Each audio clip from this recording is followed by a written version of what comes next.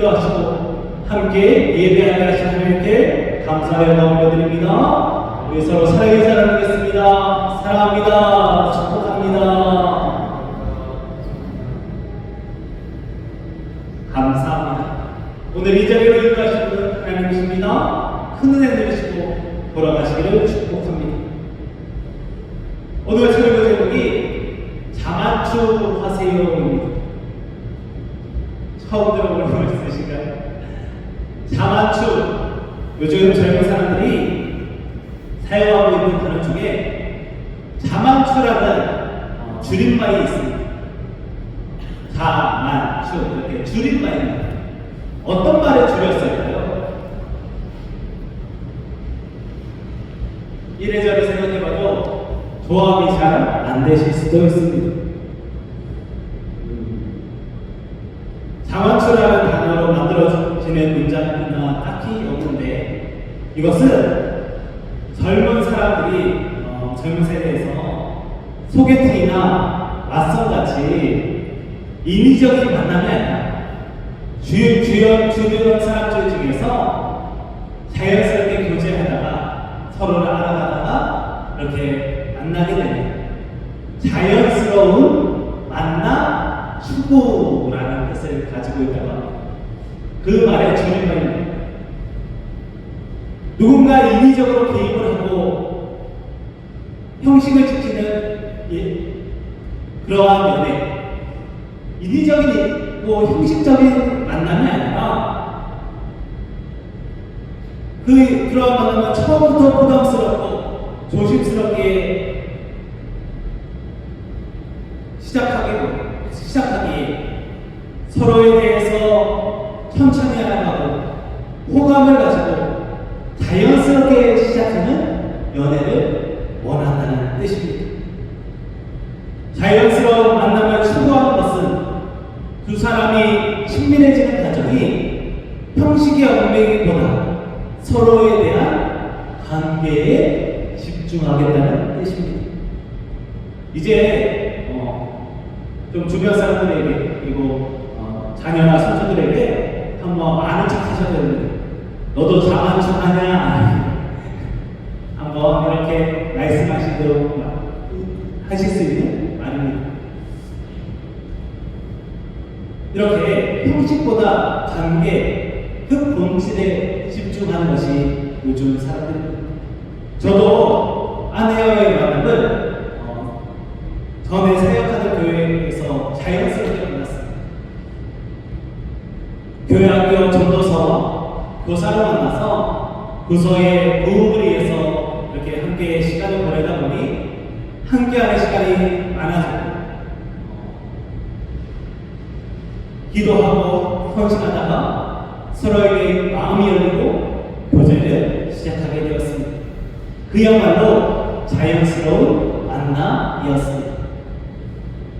자연스러운 만남을 가지다 보니 서로에 대해 더 알고 더 이해하며 만나는 장점이 있었습니다. 결국 형식이 아니라 관계가 먼저여야 합니다.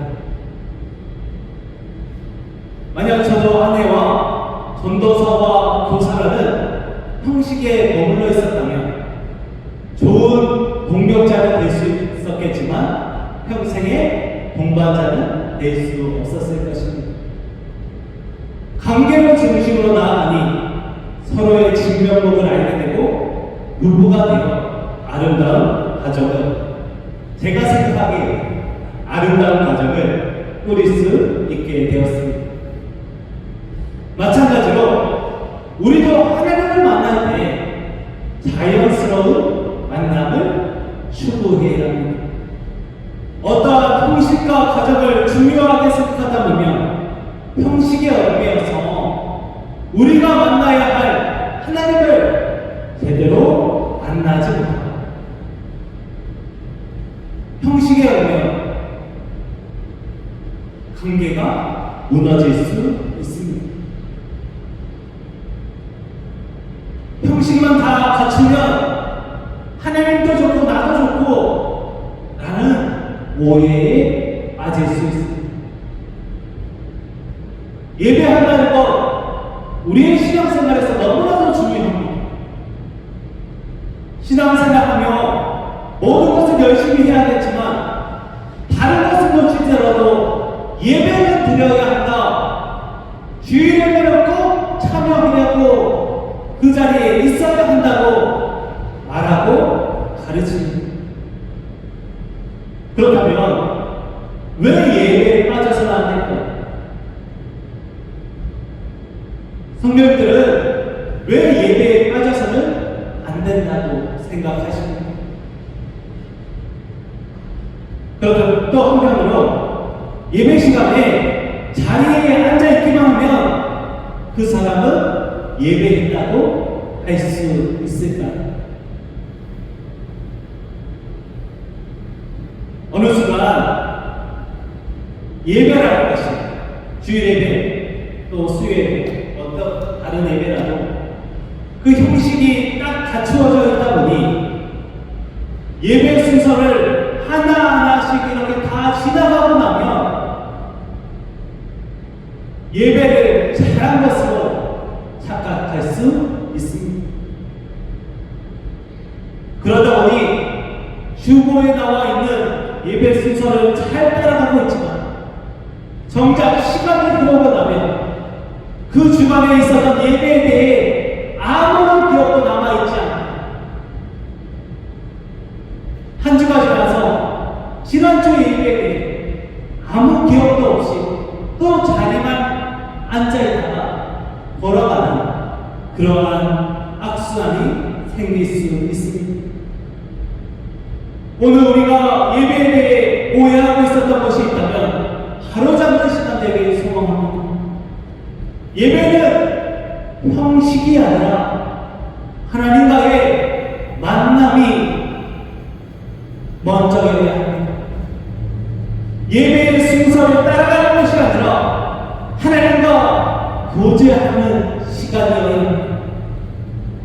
자연스러운 만남이 일어나는 예배, 하나님을 만나서 행복한 예배여야 합니다. 오늘 예수님과 사마리아 여인과의 만남을 통해서 예수님이 전해주시는 예배의 의미를 깨달아 형식에 얽매이는 것이 아니라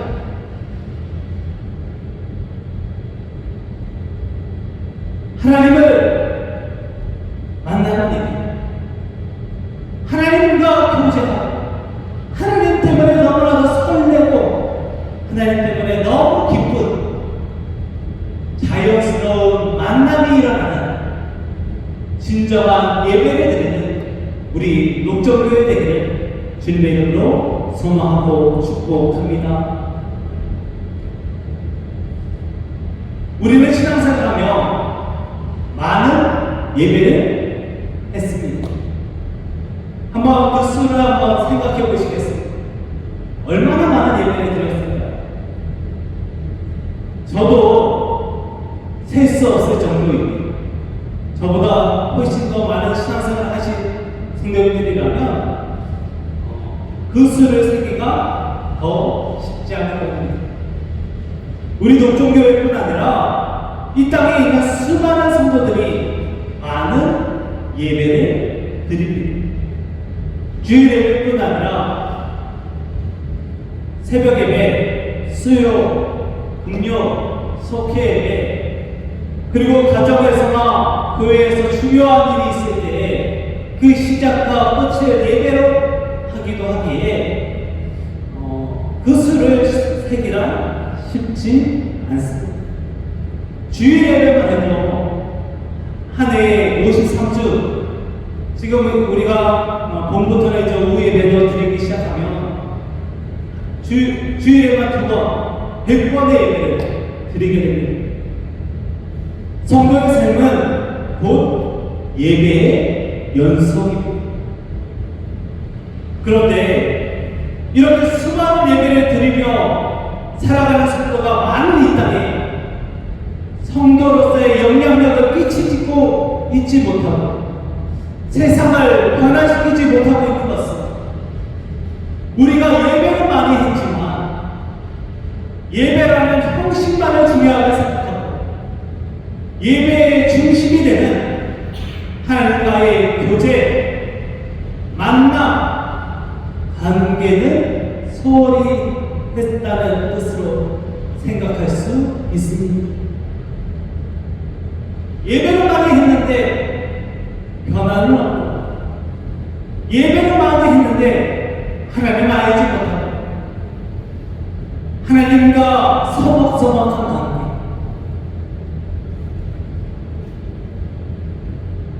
형식만 남은 예배에는 생명력이 없습니다. 예수님의 시대에도 하나님과의 관계가 아니라 형식에 매몰되어 있다가 껍데기뿐인 예배를 드린 사람들이 있었습니다. 또한 예배에 대해 오해하기도 했습니다.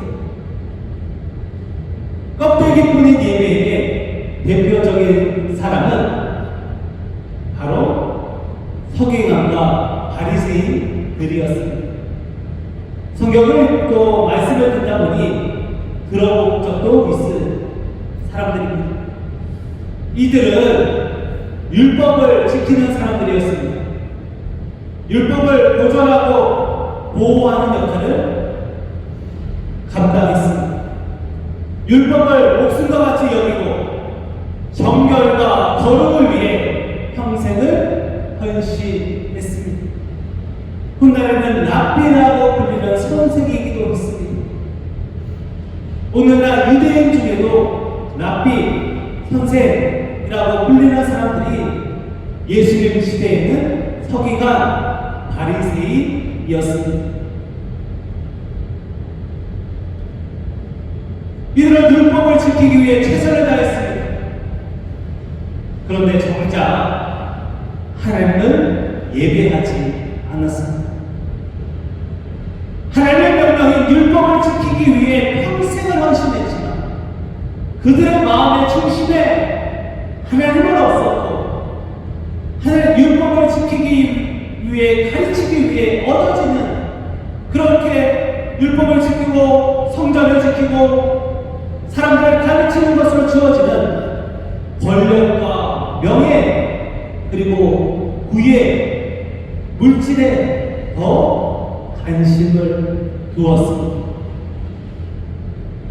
그래서 예수님은 이들을 해치라 무덤이라고 칭하셨고 독사의 자식들이라고까지 말씀하셨고 그들의 위선을 책망하셨습니다. 겉은 화려한데 속은 썩어 있었습니다.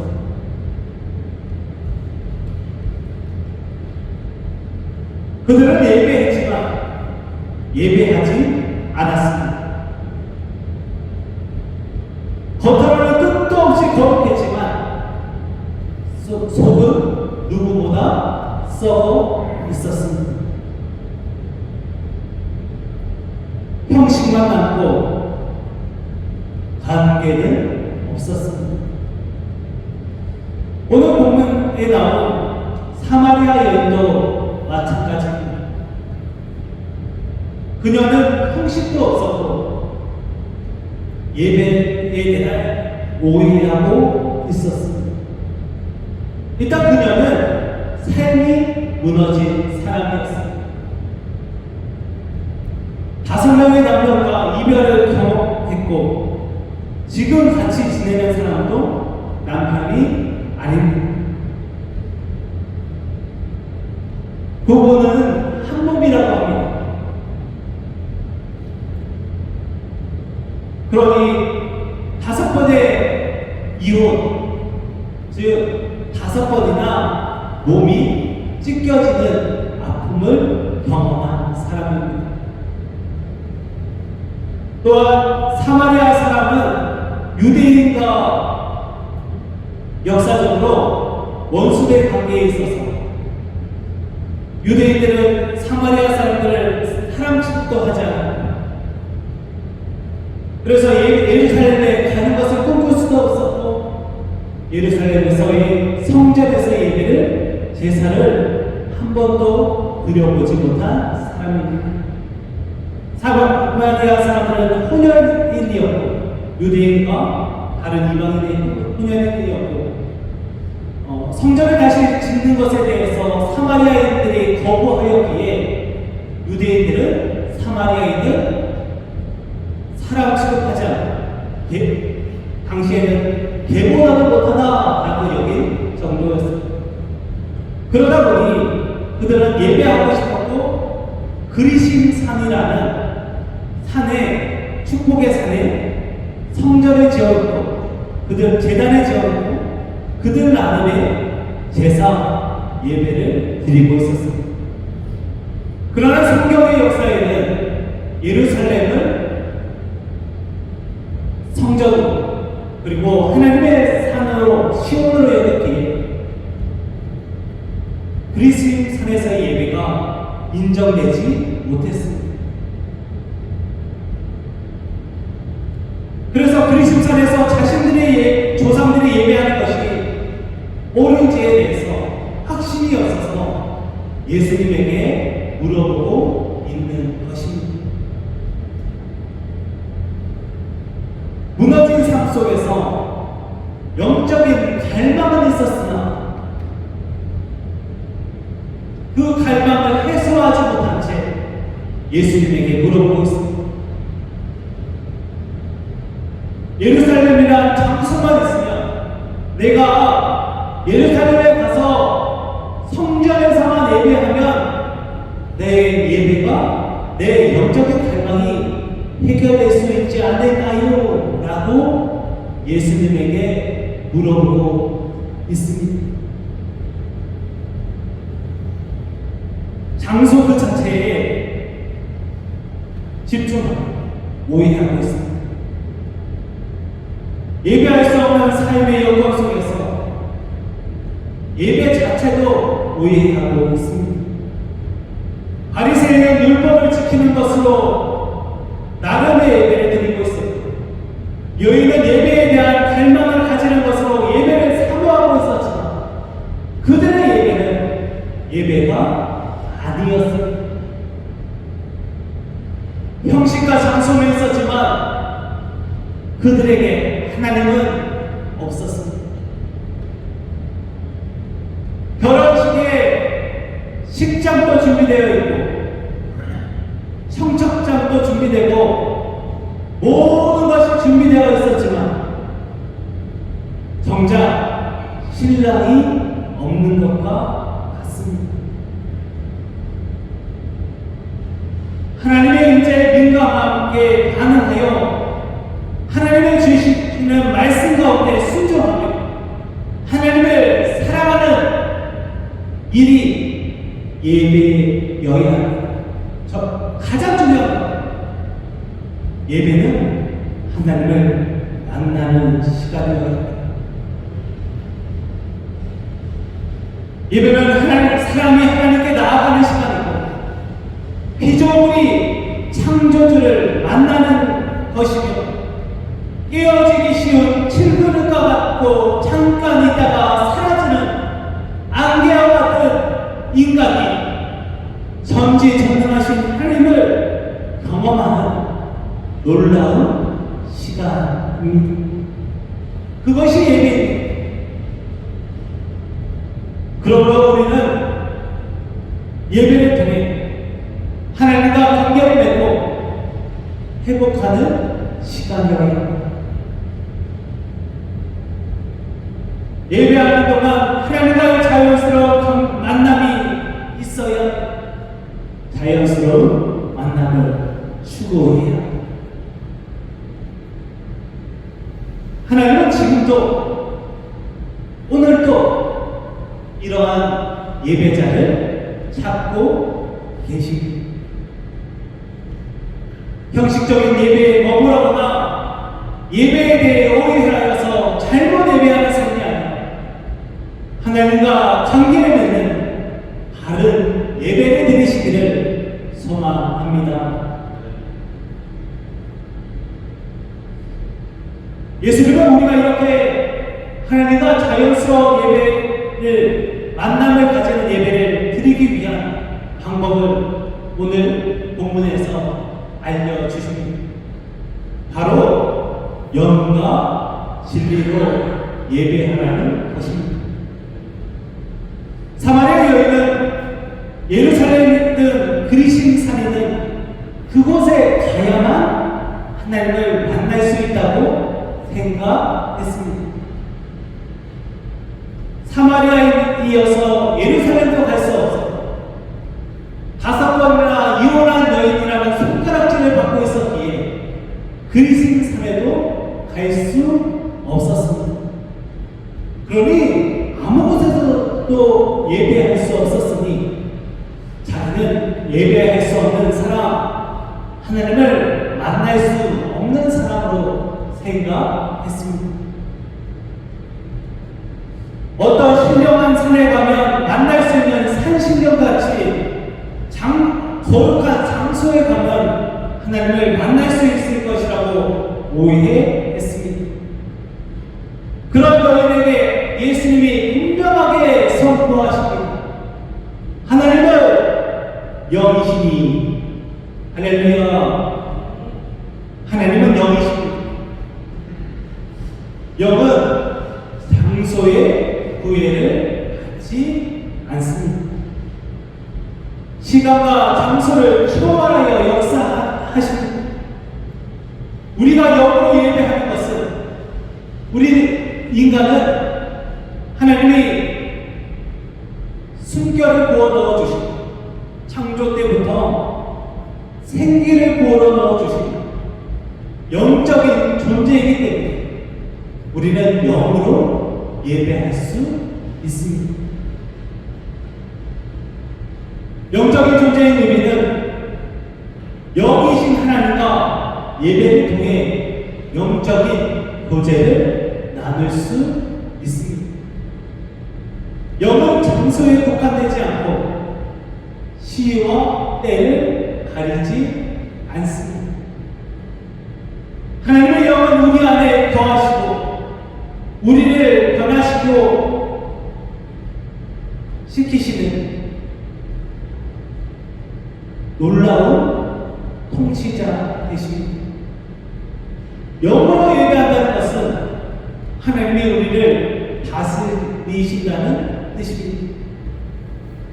하나님은 지금도 우리에게 찾아와 주셔서 우리와 함께 하시고 우리의 내면을 변화시키시고 움직이고 계십니다. 하나님의 영이 활동하면 우리가 할 수 없었던 거룩하고 생명력 넘치는 일들이 우리 속에서, 우리의 삶 속에서 일어나게 됩니다. 사랑으로 사귀게 됩니다. 서로를 존중하고 이해하게 됩니다. 용서하고 용납하게 됩니다. 하나님의 다스리심을 경험하고 성장하고 성숙해집니다. 이게 바로 영으로 예배하는 일입니다. 그러므로 참된 예배자는 하나님의 영에 영으로 반응해야 합니다. 내 영혼을 다스리시는 하나님의 만남을 통해 예배의 주인 되신 하나님을 바르고 온전하게 예배하는 예배자의 마음으로 삶을 살아갈 동기와 동력을 이 시간을 통해 얻게 됩니다. 이러한 동기와 동력으로 살아가게 되면 성도님들의 삶, 한 사람 한 사람의 삶 속에서 하나님의 역사가 구체적으로 일어날 줄 믿습니다. 결국 영으로 예배하는 것은 하나님을 신뢰함으로 하나님이 예배와 내 삶을 인도하시도록 내 삶의 주도권을 하나님께 드리는 것입니다. 그러므로 하나님이 함께 하시지 않는 예배는 예배가 아닙니다.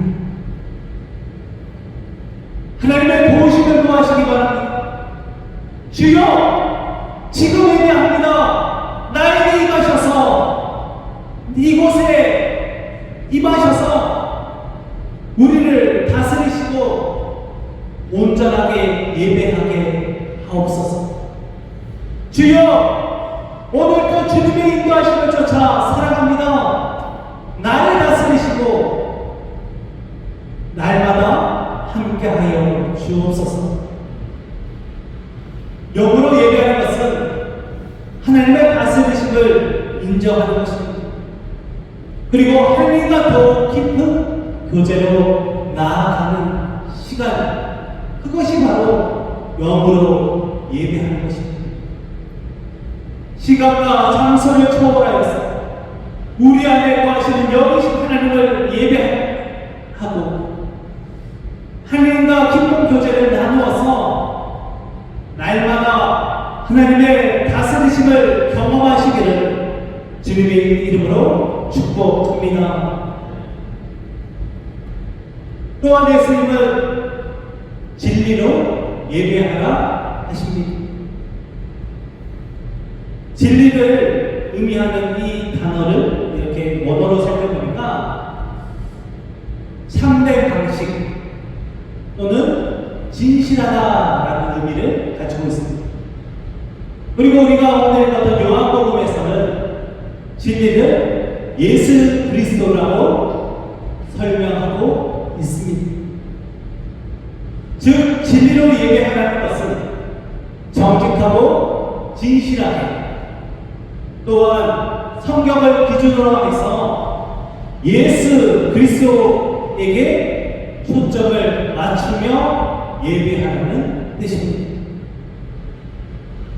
진리이신 예수 그리스도는 우리의 삶에 찾아오셔서 우리의 모든 어두움을 물리치시고 우리의 영적인 눈을 뜨게 하셔서 오직 하나님을 바라보게 하십니다.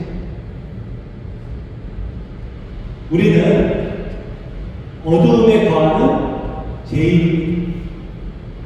저도 마찬가지입니다. 그러나 진리는 우리의 마음에 있는 어두움을 물리치고 마음을 빛 가운데 드러냅니다. 우리를 넘어뜨리고 무너지게 하고 일어나지 못하게 하는 것이 무엇인지를 깨닫게 해줍니다. 즉 결국에 진리로 예배한다는 것은 오직 예수 그리스도에게 초점을 맞추어서 내 삶의 모든 어둠을 물리치고 오직 예수 그리스도만을 바라보는 역사가 이 시간 예배의 시간을 통해 일어나야 함을 의미합니다.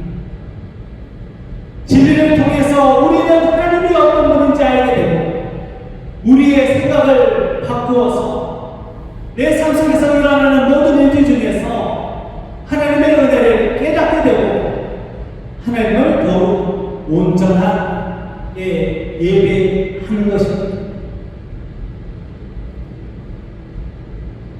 진리로 예배할 때 우리는 하나님의 성과 본성을 알게 됩니다. 예수 그리스도를 통해서만 알 수 있는 것이고 그 길을 내어주신 분이 바로 십자가에 달리신 예수 그리스도이십니다. 진리이신 예수님을 예배하기 위해 우리는 진정으로 예배해야 합니다. 진정한 예배자는 진정으로 예배합니다. 진리이신 예수 그리스도가 빠진 예배는 공허합니다. 그래서 그 자리에 예수 그리스도가 아닌 우상을 세우기도 하고 무지와 오해로 미신을 따르기도 합니다.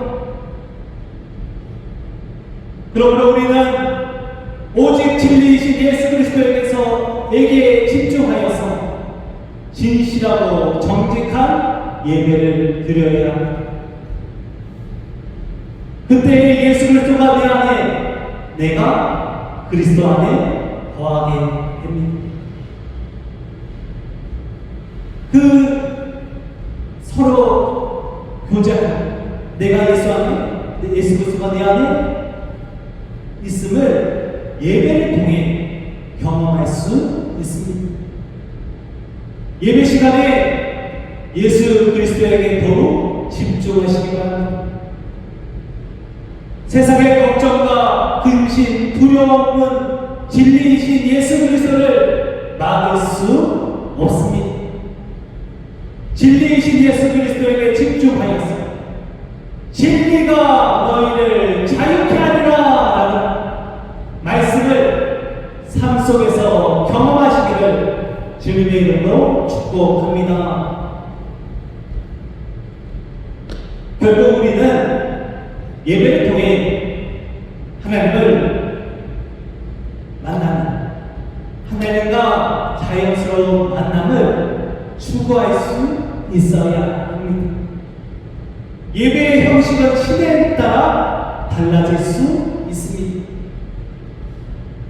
우리가 예배 시간에 기타나 드럼을 사용하지는 않지만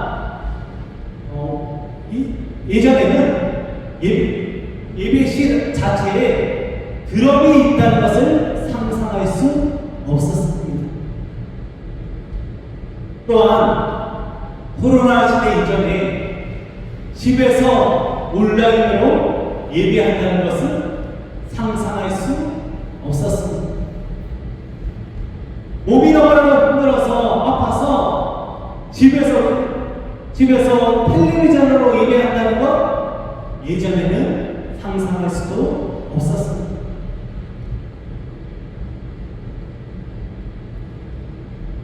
형식은 계속해서 바뀝니다. 그러나 그 속에 예배의 본질은 바뀌지 않아야 바로 하나님을 만나고 교제하는 것입니다. 그것이 예배의 본질입니다. 예배를 통해서 우리는 하나님을 만나야 합니다. 오늘 말씀을 통해 성도님들의 예배를 한번 점검해 보시기 바랍니다. 나는 진정으로 영과 진리로 예배하고 있었는지 말입니다. 나의 예배가 형식만을 중요시하고 있었는지를 돌아보고 하나님과의 관계를 맺기 위한 예배였는지 생각해 보시고 하나님에게 도우심을 구하시기 바랍니다. 주여 나를 도와주셔서 예배를 통해 하나님과 교제하게 하여 주시옵소서. 또한 예배를 통해 나에게 하나님의 숨결을 부어넣어 넣어주신 하나님을 경험하고 하나님의 다스리심을 따라 날마다 나의 삶이 예배자의 삶인지를 확인해 보셔야 합니다.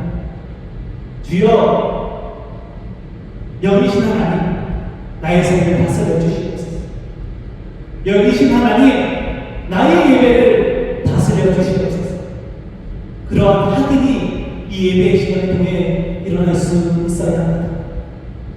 마지막으로 내가 드리는 예배가 진리이신 예수 그리스도에게 초점이 맞춰져 있는지를 확인해 보셔야 합니다. 예배의 순서 형식만 신경 쓰다 주보에 오타가 있는지 없는지만 확인하다 정작 졸다가 돌아가고 있었지는 않았는지 그런 의미가 아니라 오직 예수 그리스도에게 초점이 맞춰져야 합니다.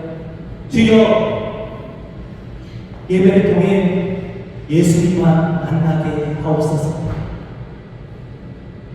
이러한 예배를 통해 우리는 하나님을 자연스럽게 만날 수 있습니다. 하나님은 지금도 예배자를 찾으십니다. 그 예배자가 우리에게 축복합니다. 그 예배자가 여기 있는 성도님들 되시기를 축복합니다. 영과 진리로 예배하였습니다. 하나님을 자연스럽게 만나는 것, 그렇게 하나님을 만나 하나님과 날마다 동행하며 예배자로 살아가는 삶이 되어야 합니다. 자연스러운 만남이 일어나는 예배를 통해서 심령이 회복되고 삶이 회복되며 형식이 아닌 진정으로 하나님을 사랑하게 되는 녹정교회 되기를 주님의 이름으로 소망하고 축복합니다. 기도하겠습니다. 사랑하는 영원하신 아버지 하나님 참 감사합니다. 오늘도 우리를 사랑해 주셔서 주의 전에 나와 예배하게 하시고 예배의 의미에 대해서 깨닫게 하시니 감사합니다. 형식과 거칠애가 아니라 영과 진리로 예배하게 하시고 하나님을 더욱 사랑하는 우리 모두 되게 하여 주시옵소서. 나를 다스리셔서 예수 그리스도에게 초점을 맞추는 예배 드리기를 소망하오. 예수님의 이름으로 간절히 기도하옵나이다. 아멘.